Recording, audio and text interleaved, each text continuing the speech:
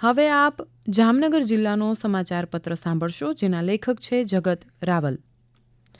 જામનગરના હાપા માટેની માર્કેટિંગ યાર્ડમાં જિલ્લા ભાજપ અધ્યક્ષ વિનોદભાઈ ભંડેરી તેમજ યાર્ડના ચેરમેન મુકુંદભાઈ સભાયાની ઉપસ્થિતિમાં ચણા તેમજ રાયડાની ટેકાના ભાવે ખરીદીનો પ્રારંભ કરવામાં આવ્યો હતો. આ તકે યાર્ડના કારોબારી સદસ્યો, ખેડૂત આગેવાનો મોટી સંખ્યામાં ઉપસ્થિત રહ્યા હતા. ખેડૂતોને કોઈપણ પ્રકારની મુશ્કેલી ના પડે તે માટેના તમામ પ્રયત્નો યાર્ડ સંચાલકો દ્વારા કરવામાં આવ્યા હતા. જામનગરના રણમલ તળાવ નજીક જામનગર ભારતીય જનતા પાર્ટી યુવા મોરચા દ્વારા શહીદ દિવસ પૂર્વે એક કાર્યક્રમ યોજવામાં આવ્યો હતો, જેમાં શહીદ પરિવારના સદસ્યોને સન્માનિત કરવામાં આવ્યા હતા તેમજ દેશભક્તિના ગીતો પર સાંસ્કૃતિક કાર્યક્રમ યોજવામાં આવ્યો હતો, જેમાં ભાજપ અધ્યક્ષ બીનાબેન કોઠારી, મહામંત્રી વિજયસિંહ જેઠવા, મૃગેશભાઈ દવે અને ભાવેશભાઈ ઠુમર સહિત અનેક આગેવાનો અને શહેરીજનો મોટી સંખ્યામાં ઉપસ્થિત રહ્યા હતા. સતત 11 વર્ષથી શહેરના અલગ અલગ વિસ્તારોમાં ચકલીના માળા અને પક્ષીને પીવાના પાણીના બાઉલનું વિતરણ કરતા પૂર્વ કોર્પોરેટર અને ચકલી બચાવો અભિયાનના પ્રણેતા ડિમ્પલબેન રાવલ દ્વારા આ વર્ષે પણ શહેરની અન્ય પર્યાવરણ તેમજ સ્વૈચ્છિક સંસ્થાઓને સાથે રાખીને ચકલીના માળાઓનું વિતરણ હાથ ધરવામાં આવ્યું હતું.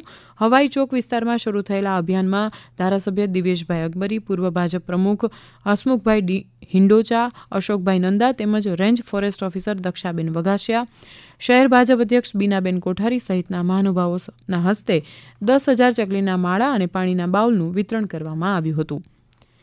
જિલ્લા કાનૂની સેવા સત્તામંડળ જામનગર દ્વારા NR જોશી પ્રિન્સિપાલ ડિસ્ટ્રિક્ટ જજના નેતૃત્વ હેઠળ જામનગર જિલ્લા અદાલત તથા તેના તાબાની તાલુકા સહિતની તમામ અદાલતોમાં રાષ્ટ્રીય લોક અદાલતનું આયોજન કરવામાં આવ્યું.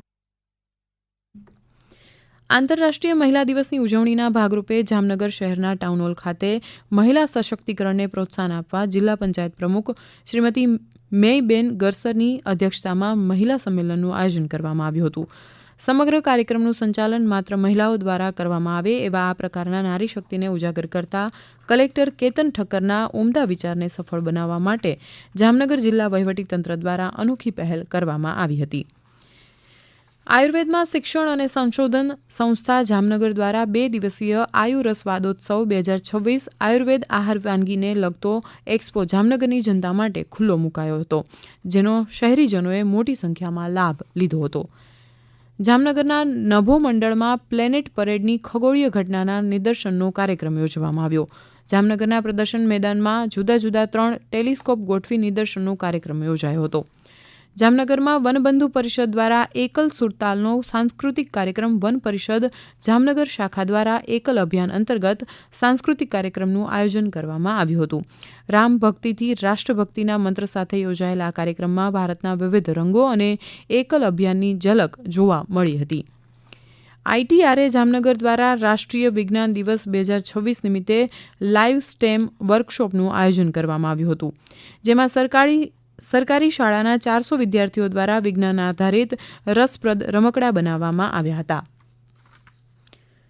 છોટી કાશીથી પ્રસિદ્ધ જામનગરમાં ભગવાન રામના જન્મોત્સવની ભારે હર્ષ ઉલ્લાસ સાથે ઉજવણી કરાઈ, જેમાં ધર્મજા ગ્રામ મંચ પ્રેરિત અને રામ જન્મોત્સવ સમિતિ આયોજિત રામ શોભાયાત્રા શહેરના મુખ્ય માર્ગો પરથી પસાર કરવામાં આવી હતી, જેમાં મોટી સંખ્યામાં સંતો, મહંતો અને રામ ભક્તો જોડાયા હતા. ભક્તિમય માહોલમાં યોજાયેલી આ શોભાયાત્રાનું ઠેર ઠેર સ્વાગત કરવામાં આવ્યું હતું.